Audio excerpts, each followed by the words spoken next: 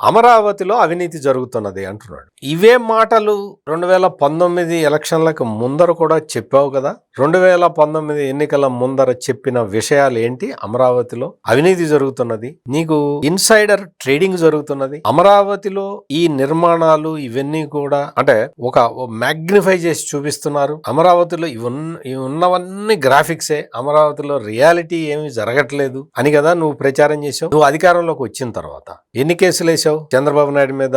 Outer ring road అసలు ఏనే లేదు, ఇప్పుడు వేస్తున్నారు. వెయ్యని ఔటర్ రింగ్ రోడ్ మీద కేసు పెట్టావు. అక్కడ హెరిటేజ్ కంపెనీ కోసం స్థలం కొనుక్కున్నారు, ఆ స్థలం ముందరి నుంచి వెళ్లేలాగా రోడ్డు వేస్తున్నారు, ఔటర్ రింగ్ రోడ్డు. ఇది ఒక పెద్ద నేరం అని చెప్పి వేశావు. అసలు అక్కడ హెరిటేజ్ స్థలమే కొనలేదు. అంటే నువ్వు ఎన్ని అబద్ధాలు చెప్పి అధికారంలోకి వచ్చావు. అమరావతి మీద మొత్తం విషం చిమ్ముకుంటూ నువ్వు అధికారంలోకి వచ్చి, ఆ తర్వాత అధికారంలోకి రావటానికి ముందు నువ్వు చెప్పింది అమరావతి రాజధాని అని చెప్పి వచ్చావు. ఆ తర్వాత ఏం చేశావు?